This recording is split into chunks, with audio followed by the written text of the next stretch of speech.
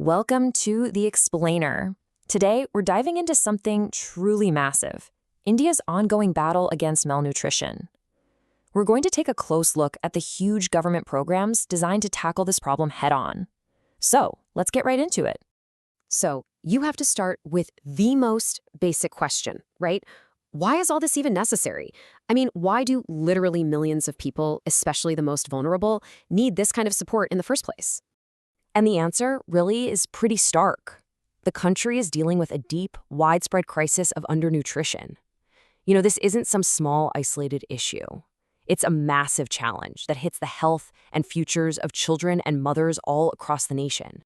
Okay, so before we can even talk about the solutions, we first have to get our heads around the sheer scale of the problem. Let's break down what this nutrition crisis actually looks like on the ground. Now look at this. We're not just talking about people not getting enough food in general. It's way more specific. We're talking about dangerous deficiencies like anemia, which just saps people's energy, or a lack of vitamin A. And all of this contributes to heartbreakingly high death rates for babies and young children. And let's be absolutely clear.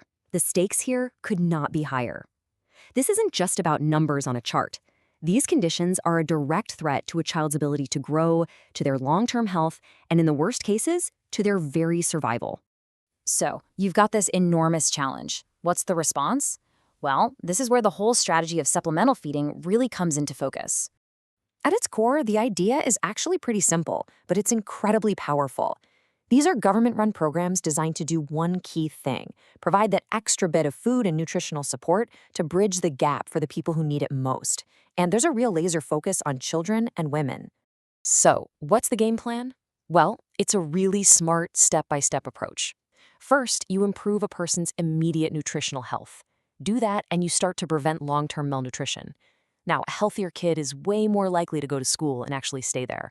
And then, you educate the whole community, which helps create this positive cycle that can last for generations. Okay, that's the theory. But how does all of this actually work in the real world? Let's take a look at the major programs that are making a difference. Now, there are a lot of different initiatives out there, but two of them really form the backbone of this whole national effort. We're talking about the Integrated Child Development Services, you'll hear it called ICDS, and the Midday Meal Program. And this chart really lays out the two-pronged attack perfectly. On one side, you have ICDS, which targets those absolutely critical early years for kids under 6 and their mothers, offering a whole package of services. And then, the Midday Meal Program picks up, focusing on school-age kids to keep them healthy and in the classroom. Let's look a little closer at ICDS because it is so much more than just handing out food. That's why they call it integrated. Along with the food supplements, kids and moms are getting vital health checkups, life-saving immunizations, and really important education about nutrition. And the midday meal program, it's just brilliant because it has this amazing dual impact. First, of course, it provides a hot, nutritious meal, which is absolutely essential for a child's health and ability to focus in class. But it's also a huge incentive that boosts school attendance and helps keep kids in school. It's a win-win. But wait. The strategy isn't just about providing meals after the fact. A really big part of this whole effort is about being proactive, about preventing these deficiencies before they can even take hold. This is where we get into something called nutrition prophylaxis. It's a bit of a technical term, but the idea is simple. It's all about tackling the most common and dangerous deficiencies head-on with specific, targeted supplements. It's about playing offense instead of just defense. And you can see here just how targeted this is. Vitamin A supplements are given out to prevent blindness. Iron and folic acid are used to fight that widespread problem of anemia. And promoting iodized salt helps prevent things like goiter. It's like having a specific tool for each specific problem. And the work doesn't just stop with those big flagship schemes. There are a bunch of other important initiatives that target very specific groups. For example, programs that focus on the unique nutritional needs of adolescent girls.